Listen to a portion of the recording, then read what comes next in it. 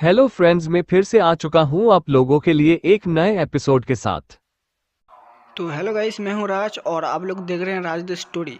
तो आज का वीडियो शुरू करने से पहले मैं आप लोगों को बता दूं, अगर आप लोग चैनल पर नए आए हो तो प्लीज़ चैनल को लाइक सब्सक्राइब एंड कमेंट जरूर कर देना। तो शुरू करते हैं आज का स्टोरी, तब तक के लिए बाय बाय। CH 206 नया संत अधिपति। राजमहल में आयोज राजपरिवार के राजसी शाही भोज यानी पार्टी में आज राजा ने अपना गुरुकुल को दिया हुआ समर्थन वापस लेने की घोषणा कर दी थी। वहीं प्रधानाचार्य समझ चुका था कि उसकी असलियत अब राजपरिवार खासकर राजा के सामने आ चुकी है। तो प्रधानाचार्य ने राजा के इस आदेश को बेमन से स्वीकार किया। प्रधानाचार्य फिर भी कोई और साजिश रचने के बारे में मन ही मन सोच रहा था। प्रधानाचार्य के लिए राजपरिवार को मनाना बहुत आसान था। साथ ही लोगों को फिर एक बार अपनी ओर करना भी उसके लिए आसान था। और ये सब वह शौर्य को खत्म करने के बाद कर सकता था। इधर राजा ने जब बंदियों को सजा सुनाई उसके बाद पार्टी जैसी थी वैसे चलने लगी। राजा ने उसके बाद सभी का ध्यान एक बार और सभी का ध्यान अपनी ओर आकर्षित किया और बोला, आज राजपरिवार के गद्दारों को तो सजा दी है और आज राजपरिवार एकदम नया और साफ सुथरा बन चुका है। इसी बात पर मैं आप सभी के सामने आज मैं सबसे बड़े राजकुमार के विवाह का प्रस्ताव आगे रखता हूँ। अगर यहाँ मौजूद लोगों की नजर में कोई योग्य लड़की हो तो वो बिल्कुल निडर होकर उनका नाम सुझा सकते हैं। सभी ने राजा की इस घोषणा को सुना और फिर तालियां बजाकर उसका समर्थन किया। वहीं पर शौर्य कोने में टेबल पर बैठकर खाने का आनंद ले रहा था। जब उसने ये सुना कि पहले राजकुमार जो कि गुरुकुल का दिव्य पुत्र था उसका विवाह करने के लिए राजा रिश्ते सुझाने की बात कर रहा है, उसके चेहरे पर एक शरारती मुस्कान आई और पहले राजकुमार को देखकर बोला, राजकुमार निवेश, क्या आपने कोई लड़की देख रखी है? अगर होगी तो अभी बता दो, वरना बाद में कोई लड़की अपना पेट पकड़कर तुम्हारी शादी में आकर ना धमके। शौर्य की बात सुनकर निवेश का चेहरा उतर गया, पर नीति और मयंक अपना मुंह दबाकर हंस रहे थे। तभी शौर्य आगे उसकी टांग खींचते हुए बोला, मैंने सुना है राजपरिवार में ऐसा कई बार हुआ है और उस राजकुमार को दो दो बीवियां रखने की इजाजत मिली थी। कहीं आप भी एक साथ दो दो नावों में सवार होने के बारे में तो नहीं सोच रहे हो? ये सुनकर निवेश ने पिया हुआ शरबत बाहर उगल दिया। वह गुस्से से शौर्य को देखते हुए बोला, मैं तुम्हें कोई अयाश दिखाता हूँ जो तुम मुझे ऐसा बोल रहे हो? अगर मेरी कोई साथी होती तो पिताश्री आज मेरे लिए रिश्ते का सुझाव नहीं मांगते। तभी पार्टी हॉल में एक काला कलूटा आदमी राजसी पोशाक में अंदर आ गया। उसके गले में कई सारे गहने थे। उसके लंबे बालों को उसने जुड़े में बांधा था। उसके कमर पर एक तलवार लटकी हुई थी जिसकी मयान रत्नों से जड़ी थी। उस आदमी के कपड़ों में भी कई सारे रत्न और सोने चांदी का वर्क किया हुआ था। उसे देखकर ऐसा लग रहा था मानो वह चलती फिरती ज्वेलरी शॉप हो। वह राजा के सामने आया और उसने उनका अभिवादन किया और मुड़कर उस जगह गया जहां राजपरिवार के सभी सदस्य बैठे थे। तभी वह अचानक अपने रास्ते में रुक गया और अपनी तलवार पर पकड़ मजबूत करते हुए बोला, तुम यहाँ क्या कर रहे हो? तुम्हें पता नहीं ये राजपरिवार के सदस्यों के बैठने की जगह है? चुपचाप वहां से उठ जाओ वरना मैं तुम्हें कालकोठरी में बंद कर दूंगा। ये कोई और नहीं राजा का दूसरा भाई नंदक था जिससे शौर्य ने गरुड़ को मांगा था, मतलब छीनकर ले लिया था, या कह सकते हैं कि उसे लूट लिया था। और आज वही शौर्य उसके घर पर उसके ही परिवार के लोगों के साथ बैठकर आराम से भोजन कर रहा है। ये बात वह कैसे बर्दाश्त कर सकता था? इसीलिए उसने शौर्य को सबक सिखाने का ये मौका हाथ से जाने नहीं दिया और उसे सभी के सामने धमकाने लगा। इससे शौर्य की बेइज्जती हो जाती और वह शर्म के मारे यहाँ से चुपचाप चला जाता। पर तभी उसे एक साथ कई लोगों के माथा पीट लेने की आवाज सुनाई दी। जब नंदक ने ये देखा कि उसके परिवार के लोग ही अपना माथा पीट रहे थे, उसे ये बात समझ में नहीं आई। तभी राजा ने पीछे से थोड़ा गुस्से से कहा, अगर तुम आज महल में होते तो तुम ऐसी बेहुदा बात नहीं करते, अब अपनी ऐसी बचकानी बंद करो और चुपचाप जाकर अपनी जगह पर बैठ जाओ। शौर्य राजपरिवार का एक शाही मेहमान है और तुम अच्छे से जानते हो कि शाही मेहमान का अपमान करना कितना खतरनाक हो सकता है। राजा की बात सुनकर नंदक तुरंत उसके लिए रखी गई कुर्सी पर जाकर सिर झुकाए बैठ गया। तभी शौर्य ने ताना मारा, मैंने तो पहले ही कहा था कि मुझे शक होता है कि तुम कैसे राजपरिवार के सदस्य हो सकते हो। ये सुनकर नंदक ने अपने अपमान का घूंट निगल लिया और उसने शौर्य को सिर उठाकर देखा तक नहीं। तभी एक सेवक राजा के पास दौड़ते हुए आया और राजा के कान में कुछ फुसफुसाया। जैसे ही राजा ने ये सुना तो उसका चेहरा गंभीर है गया। शौर्य ने इसे तुरंत भांप लिया और वह उस सेवक को ध्यान से देखने लगा। उस सेवक के कपड़े काले थे और उसका कवच भी काले रंग का बना हुआ था। उसे देखकर लग रहा था कि वह किसी जासूसों के विभाग से होगा। राजा तुरंत अपनी जगह से उठ खड़ा हो गया और सभी से आज्ञा लेकर अपने व्यक्तिगत कक्ष में चला गया।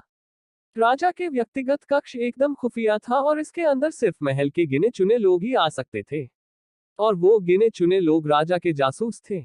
राजा जिस विद्रोही दल के नेता को ढूंढ रहा था वह कुछ दिनों पहले ही राजधानी के अंदर आ चुका था और वह अपनी ताकत जीतने में लगा था। इस नेता का नाम भीमा मजूमदार था और ये राजपरिवार को हटाकर खुद राजा बनना चाहता था। शंभाला के अंदर ऐसा होना असंभव था, पर हजारों सालों से चले सा रहे उनके राज में कई नए कानून और नियम बनाए और पुराने नियमों में सुधार भी किया गया था। इस वजह भीमा मजूमदार को एक रास्ता मिल गया था जिसके जरिए वह खुद राजा बन सकता था। हजारों साल पहले सम्राट जन्मेजय जब गद्दी पर आया तो उसने एक नियम बनाया था।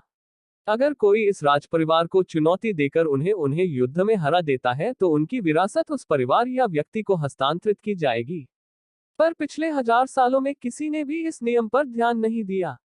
पर भीमा मजूमदार जो राजपरिवार के प्राचीन संग्रहालय का अधीक्षक था, उसे इस नियम की जानकारी उस वक्त के एक अभिलेख के द्वारा मालूम हो गया और उसने इस राजपरिवार को खत्म करने की योजना बनाना शुरू कर दिया। 10 साल पहले उसने आम लोगों में से ही कुछ लोगों को एकत्रित करके अपनी सेना बनाई और फिर उनके जरिए उसने राजपरिवार पर हमला कर दिया। आज तक राजपरिवार ने इस बात की उम्मीद नहीं की थी और वो गाफिल थे, जिस वजह से राजपरिवार का शासन लगभग खत्म होने को आ गया था। उस वक्त 5 आश्रमों के सहयोग से राजा ने इन हमलावरों को जैसे तैसे करके हर दिया। पर इस बात से राजा सतर्क हो गया। आज वही भीमा मजूमदार राजधानी के अंदर वापस आ चुका था। राजा ने अपने गुप्त जासूसों को भीमा को पकड़ने का आदेश दे दिया था, मगर आज जब उन्होंने भीमा पर घात लगाया था तभी भीमा ने उन पर पलटे कर दिया और उन सभी लोगों को खत्म कर दिया। साथ ही इस वजह से बाकी जासूसों को उसकी साधना का स्तर मालूम पड़ गया था। भीमा अब संत अधिपति स्तर का एक कुशल साधक बन गया था। पिछले 10 सालों में उसने अखंडित साधना करके खुद को शांत अधिपति स्तर का एक कुशल योद्धा बना लिया था। अब राजा पूरी तरह डर गया था। अगर भीमा चाहे तो वह सीधा महल में घुसकर पूरे राजपरिवार को खत्म करने की ताकत रखता था, और राजपरिवार के पास कोई भी संत अधिपति स्तर का योद्धा नहीं था जो भीमा का मुकाबला कर सके। तभी एक जासूस बोला, इस वक्त प्रधानाचार्य महल में ही मौजूद है, हम उनसे मदद मांग सकते हैं। ये सुनकर राजा लाचारी से मुस्कुराया और बोला, तुम्हें अभी तक इस बात की भनक भी नहीं लगी? मतलब वह प्रधानाचार्य महल के कई भ्रष्ट अधिकारियों के साथ मिलकर पूरे शंभाला में अपने काले कामों को अंजाम दे रहा था। अमृत को भी उसका साथ मिला था, तभी अमृत में इतनी हिम्मत आई थी कि वह मेरी नाक के नीचे लोगों पर जुर्म ढहा रहा था। और अगर हमने उस प्रधानाचार्य से मदद मांगी तो प्रधानाचार्य भीमा से हाथ मिला लेगा और एक ही झटके में राजपरिवार को खत्म कर देगा। राजा के सिर्फ ये सोचने भर से ही उसके रोंगटे खड़े हो गए। ऐसे दुश्मन से अब सामना कैसे किया जाए, यही राजा सोच रहा था। तभी उसे एक तीसरे इंसान की याद आए और उसने तुरंत एक जासूस के कान में कुछ कहा। जासूस तुरंत उस कमरे से बाहर गया और पार्टी हॉल में शौर्य को ढूंढते हुए उसके पास पहुंचा और उसके कान में राजा का संदेश बता दिया। शौर्य उस जासूस के साथ उस कमरे के अंदर दाखिल हुआ। उसने राजा को सामने चिंता में देखा तो वह बोला, क्या बात है महाराज, आपके चेहरे का रंग पूरी तरह उड़ गया है, क्या कोई मुसीबत आई है क्या? शौर्य की बात सुनकर राजा ने पहले तो खुद की बेचैनी को शांत किया और फिर शौर्य को देखकर बोला, शौर्य, मैं जानता हूं कि तुम बहुत काबिल हो और तुम कई बार ये दावा कर चुके हो कि तुम प्रधानाचार्य को अगले हफ्ते होने वाले मुकाबले में हरा दोगे, पर मैं सच में जानना चाहता हूं कि संत स्तर के योद्धा होने के बावजूद तुम प्रधानाचार्य को कैसे हरा दोगे? क्योंकि मैंने तुम पर भरोसा करके गुरुकुल को दिया हुआ समर्थन वापस ले लिया है। राजा की ये घुमा फिराकर की गई बात शौर्य को थोड़ी उटपटांग लगी, फिर भी उसने एक बार अपने आसपास देखा और अपनी संत अधिपति स्तर की आभा को बाहर निकाल दिया। उसकी आभा प्रधानाचार्य से अधिक सघन और डरावनी लग रही थी। शौर्य की आभा देखकर राजा के चेहरे पर तुरंत खुशी की लहर दौड़ गई और वह तुरंत शौर्य का हाथ पकड़कर बोला, शौर्य, हमें तुम्हारी मदद की सख्त जरूरत है, वरना मेरा पूरा राजपरिवार खत्म हो जाएगा। ये सुनकर शौर्य को अब अंदाजा हो गया कि मामला थोड़ा गंभीर है। उसने राजा से पूरी बात जानने के लिए पूछा, अगर आप मुझे सब कुछ खुलकर बताएंगे तो मैं आपकी मदद जरूर करूंगा। ये सुनते ही राजा ने तुरंत पूरी कहानी शौर्य को सुना डाली और उसके जवाब का इंतजार करने लगा। शौर्य ने उठकर खड़े होते हुए कहा, मुझे बहुत खुशी होगी अगर मैं आपकी कोई मदद कर पाया। शौर्य ने फिर एक बार गहरी सांस ली और बोला, महाराज मैं एक बात कहना चाहूंगा कि आपको जल्द से जल्द पूरे शंभाला के लिए एक संविधान बना लेना चाहिए, वरना भविष्य में ऐसे खतरे हर रोज आते रहेंगे। शौर्य की बात पर राजा मुस्कुराते हुए बोला, संविधान तो आप बनाएंगे और हम उसे बिना सवाल पूछे लागू करेंगे। मैं उसमें कोई टांग नहीं डालूंगा। सुनकर शौर्य को खुशी हुई और वह राजा को आश्वस्त करते हुए वहां से जासूसों के साथ भीमा के ठिकाने की ओर निकल गया। इधर भीमा मुजुमदार अपने बड़े से घर के अंदर अपने आदमियों के साथ मिलकर महल पर हमला करने की योजना बना रहा था। वह इस बार पूरी तरह से कॉन्फिडेंट था कि वह इस बार अपने हमले में सफल हो जाएगा। वह आज रात को भी हमला कर सकता था, पर वह प्रधानाचार्य के वहां होने की वजह से ऐसा नहीं कर सकता था। अगर उसे पता होता कि प्रधानाचार्य उससे भी ज्यादा राज परिवार को निपटाने के लिए उत्सुक था तो वह आज ही महल की ओर निकल जाता। पाक करे दोनों के बीच अभी तक बातचीत नहीं हो पाई थी। इधर रात के घने अंधेरे में आते ही शौर्य के शरीर पर के गुरुकुल के कपड़े काले रंग के कपड़ों में बदल गए और वह इस वक्त उन राजा के जासूसों की तरह दिखने लगा था। राजधानी के अंदर के घरों के ऊपर से उछलते कूदते हुए शो और राजा के सभी जासूस उस जगह पहुंच गए जहां भीमा छुपकर बैठा था। शौर्य ने यहां पहुंचते ही साथ आए जासूसों को बाहर ही रुकने का इशारा किया। जासूसों को अब शौर्य के ऊपर पूरा भरोसा था तो उन्होंने बिना कोई सवाल किए शौर्य की बात मान ली। शौर्य धीरे से हवा में तैरते हुए भीमा के घर के बाहर बने मैदान में उतर गया। शौर्य ने उतरते ही अपने शरीर को थोड़ा मोड़ा और थोड़ी वार्म अप करने की कोशिश की, फिर उसने अपने हाथ झटका और रक्त सम्रागी उसके हाथ में प्रकट हो गई। पूनम की चांद की रोशनी में रक्त सम्रागी का लाल रंग और भी ज्यादा निखरकर दिखने लगा था। वहां खड़े जासूसों ने जब उस तलवार को चमकते हुए देखा तो अचानक उन्हें अपने पूरे शरीर में उस तलवार से कई टुकड़ों में काटे जाने का ठंडा एहसास हुआ। शौर्य टहलते हुए उस घर के दरवाजे पर गया और उसने उस दरवाजे की कुंडी को हल्के से पटक कर बजाया। तभी अंदर से आवाज आई, कौन है? शौर्य ने ये सुनकर ठंडी आवाज में कहा, मौत।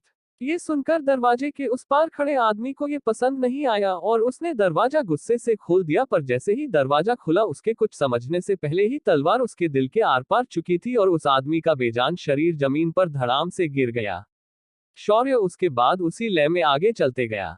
कुछ कदम चलने के बाद उसे एक और आदमी मिला, पर उसे शौर्य ने तुरंत नहीं मारा और उसके चिल्लाने का इंतजार करने लगा और उस आदमी ने भी ऐसा ही किया। उसने जोर जोर से चिल्लाकर घर के अंदर मौजूद सभी आदमियों को आगाह कर दिया।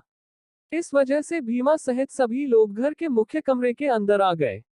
उनके आते ही शौर्य के चेहरे पर बड़ी मुस्कान आई और उसने अपने दोनों हाथों से उस कमरे के अंदर कुछ आध्यात्मिक पत्थर फेंक दिए और अगले ही पल वहां एक बैरियर बन गया और उसने एक अदृश्य दीवार बना दी। अब अगर कोई भागना चाहे तो भी वह इस बैरियर से बाहर नहीं भाग सकता था। बैरियर बनते ही शौर्य ने अपनी खूनी आभा को पूरी तरह से मुक्त कर दिया और साथ ही उसके संत अधिपति स्तर की आभा भी मुक्त कर दी। उसकी आभा महसूस होते ही भीमा के हाथ पैर कांप गए। वह तेजी से भागने के लिए बाहर की ओर दौड़ गया, पर वह बैरियर की अदृश्य दीवार से टकराकर नीचे गिर गया और तभी उसे अनगिनत चीखें अपने कानों में सुनाई देने लगी और उसके साथ खच खच की आवाज उसके तरफ आते हुए सुनाई देने लगी। जब भीमा ने अपना सिर घुमाया और सामने का नजारा देखकर भीमा की आधी जान उसके शरीर से बाहर निकल गई। उसके सारे आदमी कई सारे टुकड़ों में बंटकर पूरे कमरे अंदर गिरे हुए थे। अब भीमा के पास एक ही रास्ता था और वो था सीधे सीधे शौर्य के साथ भीड़ जाना। भीमा ने अपनी मुट्ठी बंद की और कुछ मंत्र बोलकर उसने अपने आसपास अग्नि तत्व का आवाहन किया और उसका शरीर आग में लिपट गया था। उसने अपने हाथों को घुमाकर शौर्य के ऊपर हमला कर दिया। शौर्य ने अपने मुंह से एक फूंक मारी और आसपास की हवा उसके इस फूंक में समा गई और हवा का एक भयानक रफ्तार का झोंका भीमा के शरीर से टकराया और उसके शरीर के ऊपर बनी सारी आग की लपटें नष्ट हो गई। बार शौर्य का ये हमला नहीं रुका और अगले ही पल हवा के धारीदार ब्लेड्स भीमा के शरीर को चीरते हुए दूसरी तरफ निकल गए। भीमा का शरीर इस हमले में चीनी हो गया। भीमा ने अपनी बड़ी बड़ी आंखों से शौर्य को देखा और उसे आखिरी बार बोला, कौन हो तुम? शौर्य ने अपने चेहरे का मास्क नीचे किया और बोला, शौर्य अगला प्रधानाचार्य। क्या शौर्य के अपनी साधना का खुलासा करने से आएगी कोई नई मुसीबत? कैसा कानून शौर्य लोगों के लिए बनाने वाला है? क्या शौर्य सच में प्रधानाचार्य से जीत पाएगा? क्या प्रधानाचार्य कोई चाल नहीं चलेगा शौर्य के खिलाफ और करेगा इंतजार अपनी हार का?